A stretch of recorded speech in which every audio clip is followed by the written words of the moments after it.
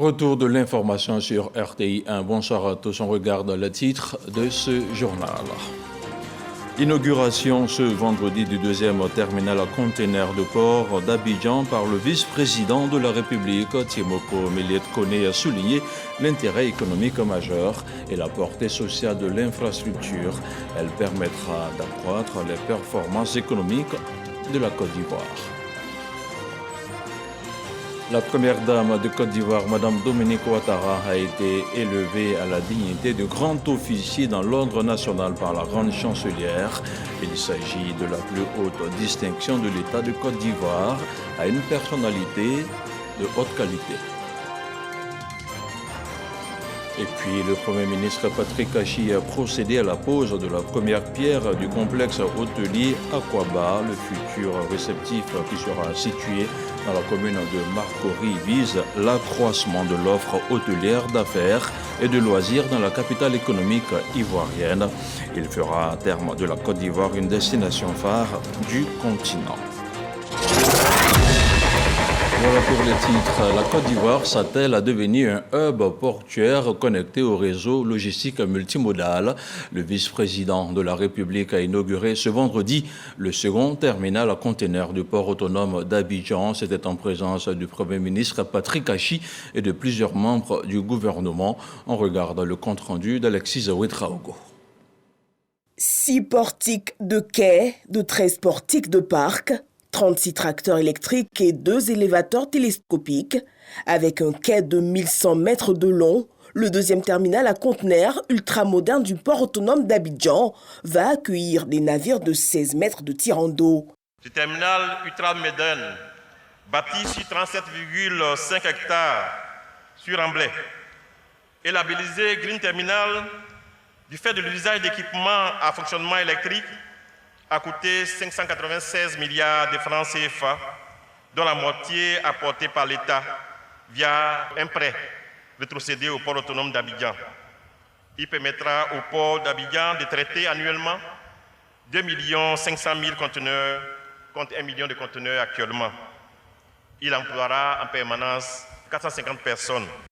En 10 ans, plus de 1100 milliards de francs CFA ont été investis dans les activités portuaires. Le port autonome d'Abidjan représente 88% du total des recettes douanières. Grâce à la confiance des armateurs, ce nouveau terminal sera une plateforme de transbordement pour les pays côtiers limitrophes et une porte d'entrée privilégiée pour les pays enclavés de la région.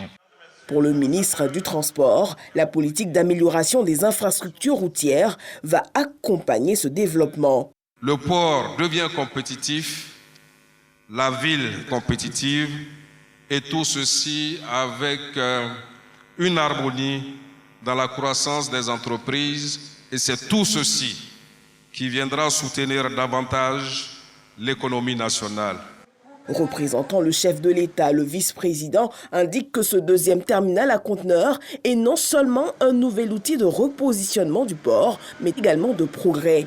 Il a traduit les encouragements du chef de l'État aux responsables de la structure. Ce deuxième terminal à conteneurs que nous inaugurons ce jour est non seulement un nouvel outil de repositionnement du port d'Abidjan au niveau africain, voire mondial, mais également un puissant vecteur pour accompagner durablement notre pays sur le chemin du progrès. Son Excellence, M. Alassane Ouattara, m'a expressément chargé de transmettre à tous ses vives félicitations et ses encouragements pour les efforts accomplis au quotidien pour donner corps à sa vision de hisser le port d'Abidjan au rang des plus performants de la côte atlantique et de l'Afrique. Avec le nouvel ouvrage, la Côte d'Ivoire se positionne comme le hub majeur de la côte ouest africaine.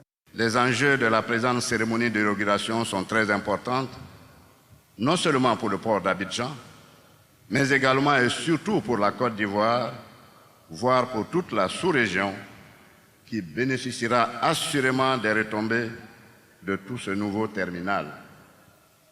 C'est pourquoi je tiens à ce que chacun sache ici combien le président de la République y accorde tout l'intérêt et le soutien nécessaire. Un juste retour serait une exploitation valorisante de cette infrastructure afin d'obtenir des résultats positifs susceptibles d'améliorer significativement le vécu des Ivoiriennes et des Ivoiriens. Rappelons que ce deuxième terminal à conteneurs du port autonome d'Abidjan est bâti sur une superficie de 37,5 hectares pour un investissement global de 596 milliards de francs CFA. Fort de son engagement humanitaire et de ses nombreuses actions en faveur des couches les plus vulnérables en Côte d'Ivoire, la présidente de la Fondation Children of Africa a été décorée jeudi à Abidjan. Madame Dominique Ouattara a été élevée dans l'ordre de dignité de grand officier de l'ordre national. Il s'agit de la plus haute distinction de l'État de Côte d'Ivoire. Un reportage de Viviane Aïma. 42 ans d'action humanitaire, presque une vie entière. Au départ, en 1980, comme simple bénévole qui vient en aide aux enfants de la rue dans la commune du Plateau. Puis, en 1994, comme initiatrice d'un centre d'accueil baptisé la Case des enfants, qui héberge et s'occupe des enfants de la rue et des orphelins. En 1998, comme fondatrice de la Fondation humanitaire Children of Africa, qui œuvre pour l'épanouissement de l'enfant au plan social, sanitaire et éducatif. Depuis 2011, comme présidente du Comité national de surveillance des actions de lutte contre la traite et l'exploitation des enfants, initiatrice depuis 2012 d'un fonds de microcrédit qui permet aux femmes ivoiriennes qui ne peuvent accéder à un prêt dans les structures bancaires traditionnelles de pouvoir bénéficier d'un crédit remboursable sans intérêt pour leur permettre d'entreprendre des activités génératrices de revenus. Bâtisseuse d'un hôpital moderne dédié aux soins de la mère et de l'enfant. Bâtisseuse de centres d'accueil et d'apprentissage pour enfants victimes de traite et d'exploitation.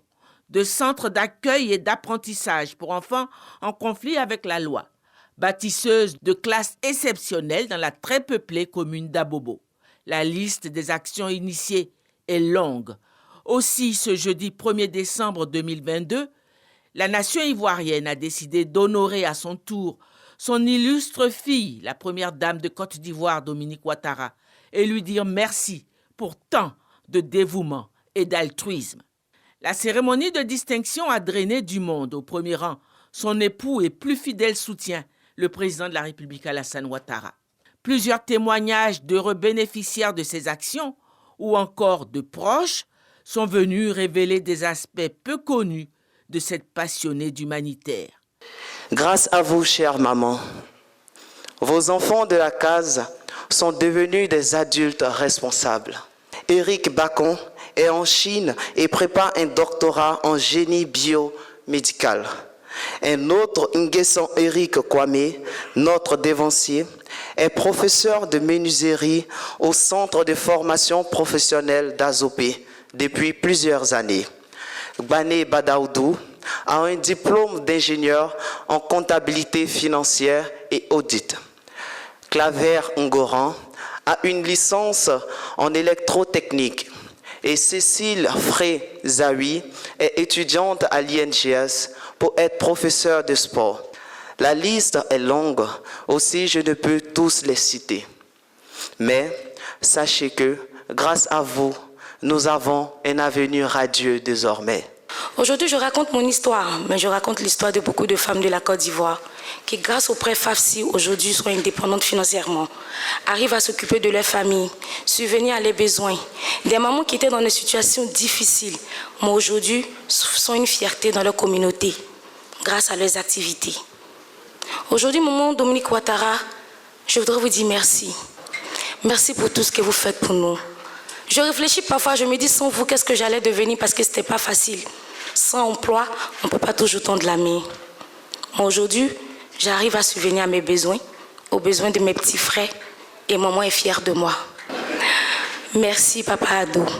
Parce que si maman Dominique Ouattara arrive à poser autant d'actions, nous savons que vous êtes le pilier et que vous la soutenez.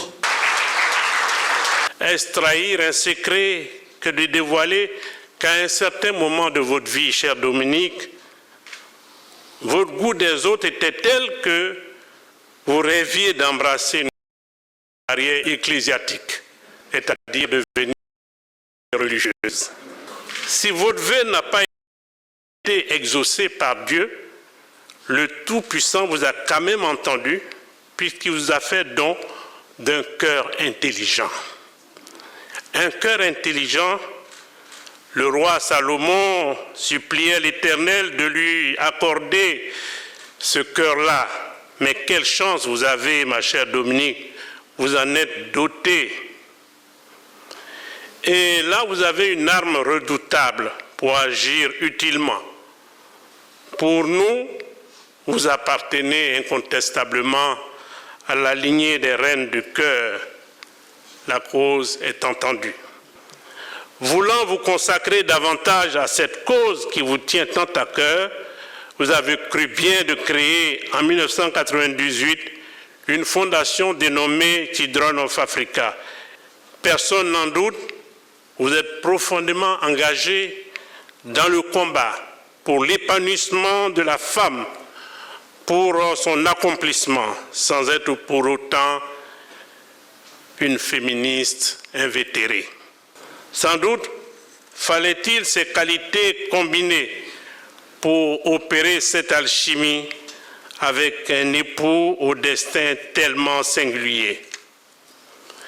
Ayant pratiqué le couple, je puis affirmer qu'Alassane et Dominique vivent un amour fusionnel depuis qu'ils se sont mariés. Au nom de tous vos invités, de tous vos amis ici présents, je voudrais vous dire notre joie infinie de vous voir honorés d'une façon si éclatante par la nation. Honneur à vous, Dominique. Rappelant pour sa part le grand mérite de l'impétrante et les innombrables services rendus à la nation, la grande chancelière de l'Ordre national lui a décerné au nom du président de la République, qui est intervenu à sa suite, une haute distinction honorifique. C'est une femme qui mérite d'être admirée.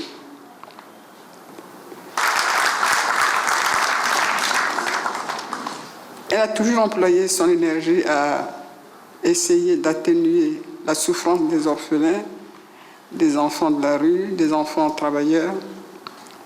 Elle a toujours voulu aider les femmes à être plus autonomes et plus fortes dans la société. Elle le confirme en affirmant, et je cite, « Dès qu'un enfant avait un problème, j'étais là pour l'aider. La fibre humanitaire, on l'a ou on ne l'a pas. » Fin de citation.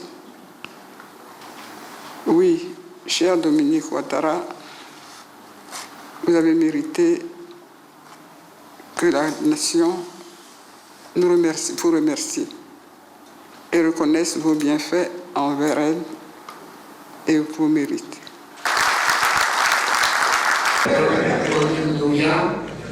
Épouse Alassane Dramane première dame de Côte d'Ivoire, au nom du peuple de Côte d'Ivoire, et en vertu des pouvoirs qui nous sont conférés, et au nom de Madame la Grande Chancelière, nous nous élevons à la dignité de grand officier de l'Ordre national.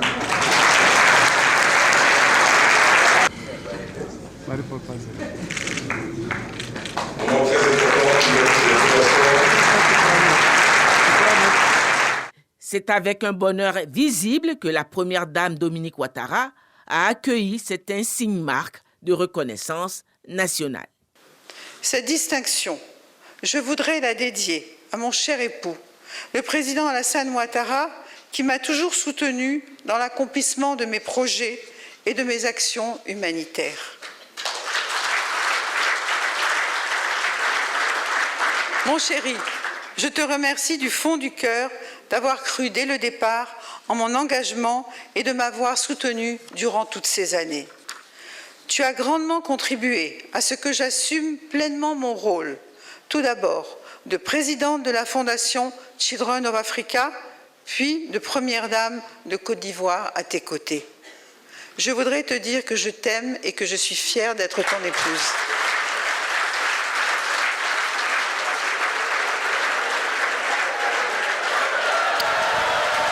Pose photo pour immortaliser cet événement avec son époux, avec ses nombreux invités.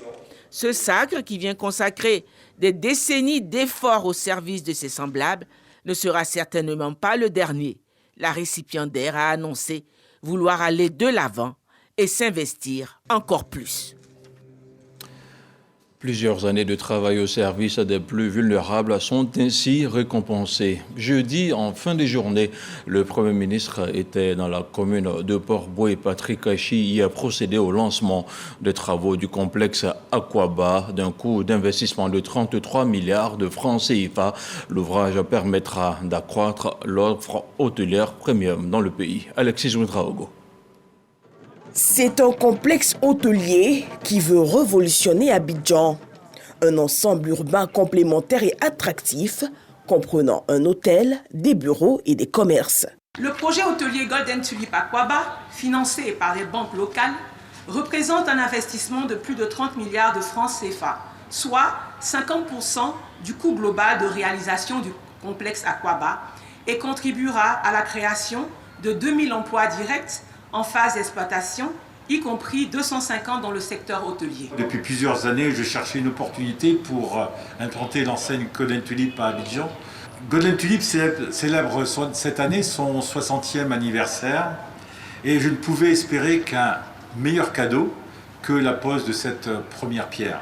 Situé à Marcory, le complexe Aquaba veut accroître l'offre hôtelière premium dans le pays. Les 205 nouvelles chambres de luxe de complexe Aquaba viendront accroître la capacité d'accueil hôtelière, mais aussi renforcer la position d'Abidjan en tant que hub du tourisme d'affaires et de loisirs dans la sous-région. Projet d'ambition porté par des nationaux, Aquaba épouse la vision du chef de l'État engagé à faire émerger des champions nationaux dans le secteur notamment du tourisme. Il s'agit de créer un cadre concurrentiel et compétitif au niveau mondial pour toujours mieux attirer des investisseurs dans les hôtels, les espaces de loisirs, les restaurants, les parcs d'attractions ou aquatiques et les parcours culturels ou naturels. Et naturellement, in fine, pour toujours mieux attirer les visiteurs, qu'ils viennent ici pour faire des affaires ou pour s'émerveiller, pour se ressourcer ou prospérer. Nous ne voulons leur dire qu'une seule chose. La Côte d'Ivoire est là, Aquaba. Et l'État se donne les moyens de rendre un peu plus attractif le secteur par des réformes au bénéfice des acteurs du secteur. Notons qu'avec près de 4400 hôtels et 66 000 chambres, l'hôtellerie en Côte d'Ivoire a connu un doublement de ses capacités entre 2015 et 2021. Et ce carnet noir dans ce journal, les forces armées de Côte d'Ivoire, FACI, ont rendu un ultime hommage ce vendredi 2 décembre au général de brigade à la retraite Kwame Akissi, ex-inspecteur des services à l'inspection générale des armées. Décédée le 29 septembre 2022 des suites d'une longue maladie, elle sera inhumée le samedi 3 décembre à Saint-Grobo, sous-préfecture de Tiasalé. Pour rappel, le général Kwame Akissi faisait partie des 5 premières femmes officiers de l'armée ivoirienne. La cérémonie militaire s'est déroulée à la place d'armes générale de corps d'armée Ouattara Thomas Dakan de l'état-major général des armées. C'était en présence de Téné Birahima Ouattara, ministre d'État, ministre de la Défense et de la haute hiérarchie des armées de Côte d'Ivoire et de la gendarmerie nationale. Le ministre de la Communication et de l'Économie numérique était à l'hémicycle face aux députés et membres de la Commission des affaires économiques et financières. Amadou Koulibaly leur a soumis le projet de loi portant ratification de l'ordonnance portant modification de l'article de la loi portant code des postes. Un reportage de Suleiman Donisongou commenté par Moussa Konaté. Vétusté des équipements, convoi de colis par d'autres structures concurrentes, influence des technologies numériques, violation de son champ d'action. Le projet de loi portant ratification de l'ordonnance portant modification de la loi portant code des postes est adopté à l'unanimité par les députés membres de la Commission des affaires économiques et financières. Le texte annonce des perspectives pour le secteur postal. La loi numéro 2013-702 du 10 octobre 2013 portant Code des postes dote la Côte d'Ivoire d'un nouveau cadre juridique et institutionnel adapté à l'environnement moderne de développement des services postaux. Ce nouveau cadre juridique a institué 3 régimes des activités permettant l'entrée sur le marché postal, à savoir les services postaux soumis à autorisation délivrée par l'ARTCI après le paiement d'une contrepartie financière fixée par décret, les services postaux libres soumis à une simple déclaration d'activité auprès de l'ARTCI et constitués de l'ensemble des prestations réalisées dans un cadre purement contractuel, le service postal universel, SPU, en abrégé, soumis à déclaration d'une licence accordée par décret pour une durée maximale de 20 ans renouvelable. Le nouveau cadre juridique institue également des régimes des activités permettant l'entrée sur le marché postal, dont le plus significatif est l'institution d'un service postal universel, SPU. On reste avec la Commission des affaires économiques et financières qui a également adopté 3 projets de loi. Les textes portés par le ministre Adama Coulibaly étaient relatifs à l'activité d'affacturage, les infractions boursières sur le marché financier de l'UEMOA et aux sanctions administratives applicables au blanchiment de capitaux. Lancine Bakayoko.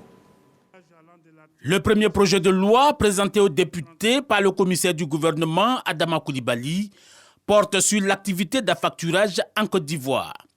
Ce texte vient régler les difficultés d'accès au financement des PME-TPE en raison notamment de l'indolence des établissements financiers à accompagner ces catégories d'entreprises malgré le besoin constant de flux de trésorerie. Il s'agit pour ces entreprises-là de pouvoir toucher par avance les créances qu'elles ont sur leurs débiteurs.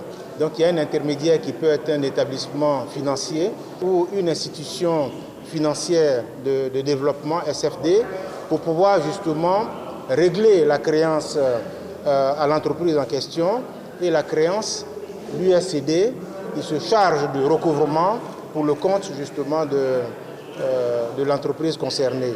Ce deuxième projet de loi soumis à la Commission fait l'inventaire des infractions boursières sur le marché financier de l'Union monétaire ouest-africaine. Ce texte prévoit des sanctions pour ceux qui viendraient en fait à manipuler les cours des bourses, à se rendre coupables de certaines malversations au niveau du fonctionnement de la bourse des valeurs mobilières. Le troisième projet de loi ratifie l'ordonnance portant régime des sanctions administratives applicables en matière de lutte contre le blanchiment des capitaux, le financement du terrorisme et la prolifération des armes de destruction massive. Ce texte a été adopté pour permettre effectivement que la Côte d'Ivoire, qui présente un haut profil économique, financier à l'international, puisse démontrer effectivement qu'elle n'est pas totalement soumise aux questions de blanchiment des capitaux. En attendant la plénière, tous ces 3 textes ont été validés en première lecture par la Commission des affaires économiques et financières de l'Assemblée nationale. Autre chose à présent, dans le cadre de la coopération ivoiro-indienne, une vingtaine de cadres de l'administration ivoirienne seront formés du 5 au 15 décembre prochain en Inde. Il s'agit d'une formation high-tech sur la thématique de la bonne gouvernance et de la e-gouvernance. Plus de détails avec ce reportage signé Issa Chonayeo. 25 hauts cadres de l'administration ivoirienne en formation en Inde. C'est le fruit de la coopération entre le ministère de l'enseignement technique, de la formation professionnelle et de l'apprentissage et l'Inde. Ces hauts cadres seront formés dans le domaine high-tech sur la thématique de la bonne gouvernance et la e-gouvernance. Au niveau où nous exerçons, nous sommes tous appelés à être des managers et en général, c'est sur le tas que nous apprenons nos différentes spécialités, juristes, administrateurs, médecins, ingénieurs et autres. Ça fait de nous de très jolis bateaux. Mais le paquebot est là, il faut bien qu'il circule sur l'eau. Si tu n'as pas cette capacité managériale, si tu n'as pas cette capacité de leadership, tes connaissances ne servent à rien du tout. Le ministre Kofi Nguessan demande aux apprenants de croire en eux et d'être ambitieux. L'Inde aujourd'hui a envahi le monde avec sa capacité à produire. Et comme vous êtes à de hauts niveaux de responsabilité, vous allez réfléchir là-bas pour comprendre leur système et comment nous allons adapter leur système à ce que nous faisons ici aujourd'hui. Nous, en tant que ministère en charge de la formation professionnelle, nous allons avoir des écoles au niveau de l'agriculture. On a des écoles au niveau de l'aquaculture. On a des écoles au niveau de la technologie d'une façon générale. Et avec vous, on va imaginer des formations. Ces hauts cadres de l'administration ivoirienne seront formés du 5 au 15 décembre 2022 en Inde. On s'intéresse à présent au dossier VDC de la rédaction de RTI 1. Selon une étude menée par l'ONU, une femme sur 3 subit des violences physiques. En Côte d'Ivoire, au moins 954 cas de viol ont été enregistrés en 2021. Les violences basées sur le genre demeurent donc une préoccupation majeure dans le monde entier. La période du 25 novembre au 10 décembre de chaque année est donc consacrée à la sensibilisation pour éliminer la violence à l'égard des femmes, violence basée sur le genre. Quels sont les cas les plus sensibles? La réponse tout de suite dans ce dossier VDC de la rédaction de RTI 1, un dossier proposé par Mohamed Khalil Diomandé et Alexis Ouetraogo.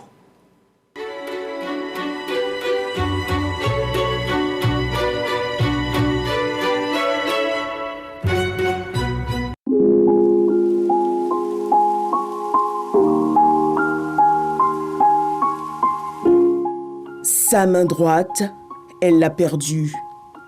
Son cou, son visage balafré. Victime de viol, Nadia, originaire d'un petit village situé à une dizaine de kilomètres de Bondoukou au nord-est de la Côte d'Ivoire, nous raconte son histoire. C'était en 2014. Ce jour-là, je me rendais au champ. Sur le chemin, j'ai croisé un homme qui a obstrué mon passage et a demandé à coucher avec moi. Avec une machette en main, il a dit que si je ne lui obéis pas, il va me taillader. Après m'avoir violée, pas peur d'être dénoncé, il s'est mis à me donner des coups de machette jusqu'à ce qu'il coupe ma main droite. Pour lui, j'étais morte. Vu la gravité de son cas, elle sera transférée de Bondoukou au service d'urgence du CHU de Cocody à Abidjan avec le soutien d'une ONG. Elle bénéficie de premiers soins. Son bourreau, lui, est mis aux arrêts. 2014-2022, les années passent, mais difficile de penser les plaies de la victime. Mon quotidien est devenu très difficile. Il faut être fort mentalement pour supporter une telle situation. Je ne peux plus exercer de travaux champêtres pour m'occuper de mes enfants. Cette jeune fille qui témoigne sous X révèle elle aussi l'atrocité des abus sexuels. Âgée de 14 ans, elle a été violée sous le regard impuissant de ses frères cadets. Les faits remontent à 2018. Ce jour-là, en pleine nuit, ses frères et elle-même reçoivent la visite d'un homme dans la concession familiale. Il dit qu'il veut se coucher avec moi. Il me dit que s'il n'est pas accepté, il va me faire du mal. Il a couché avec moi devant mes petits frères. Son violeur ne s'arrêtera pas là. Il dit que peut-être s'il ne nous a pas tués, mes deux petits frères vont aller tuer. Mais ça, il a pris le plus petit 4 ans et puis il a commencé à le macheter. Son petit frère âgé de 4 ans décède des coups infligés par la machette. L'adolescent, elle, survit. Son visage, ses mains sont mutilées. Elle est contrainte d'arrêter ses études. Voilà des personnes qui vont avoir des troubles. Cette image va revenir comme un film. Et au niveau physique, ce qui fait une personne, c'est l'autonomie. Mais quand on vous coupe vos membres, vous devenez dépendant. Et si ces femmes parviennent encore à faire face à l'adversité, c'est bien parce qu'elles sont soutenues par l'ONG Overcome et son partenaire Bloom. Nous nous sommes rendus à Cocody, Riviera Sinakasi, pour rencontrer la présidente de l'organisation. Selon elle, les cas de viol sont nombreux dans la zone nord-ouest du pays. On nous a signalé le cas de viol d'une dame de 80 ans, d'une petite fille de 8 mois. Donc il y a lieu de continuer de poursuivre la sensibilisation dans cette zone mais aussi de pouvoir soutenir ces personnes-là qui sont victimes de ces violences, à pouvoir guérir de ces blessures et les réinsérer socialement. Nous voulons qu'elles soient prises en charge totalement afin qu'elles puissent avoir, elles aussi, une seconde chance de réaliser leurs rêves. Mais quel appui le Conseil national des droits de l'homme apporte-t-il aux victimes de violences basées sur le genre? Lorsque nous recevons les cas de femmes victimes de viol, par exemple, nous les référons aux services aptes à leur offrir soit une prise en charge médicale, parce que dans ce genre de cas de figure, c'est ce qui urge. Nous leur donnons des conseils juridiques. Des réformes ont également été entreprises du côté du ministère de la Femme, de la Famille et de l'Enfant pour réduire ces cas.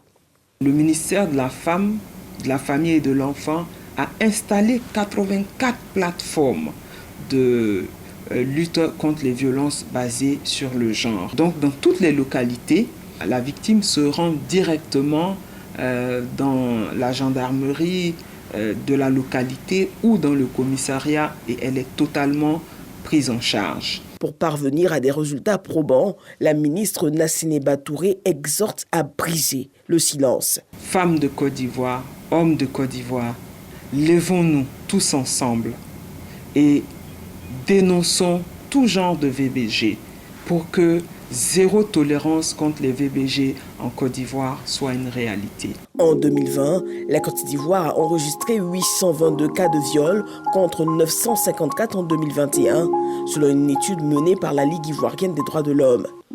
Des violences qui touchent aussi bien la gente féminine que masculine.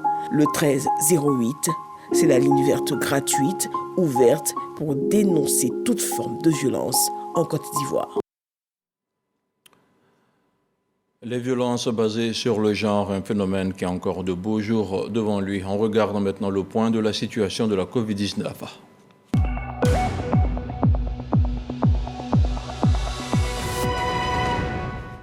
Le ministère de la Santé, de l'Hygiène publique et de la couverture maladie universelle a enregistré ce vendredi 2 décembre 0 nouveau cas de Covid-19 sur 222 échantillons prélevés, soit 0% de cas positifs, 0 guéris et 0 décès.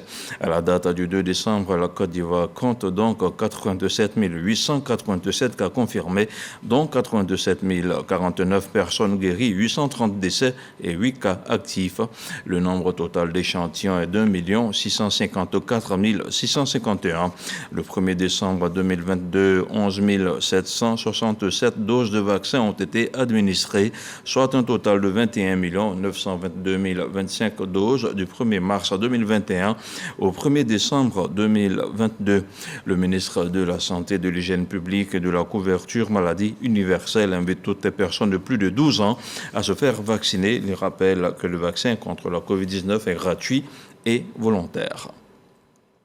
Dans l'actualité hors de chez nous, l'armée congolaise a signalé et dénoncé jeudi un massacre d'une cinquantaine de civils à Kishiché, une localité sous contrôle du M23 située à une centaine de kilomètres de Goma.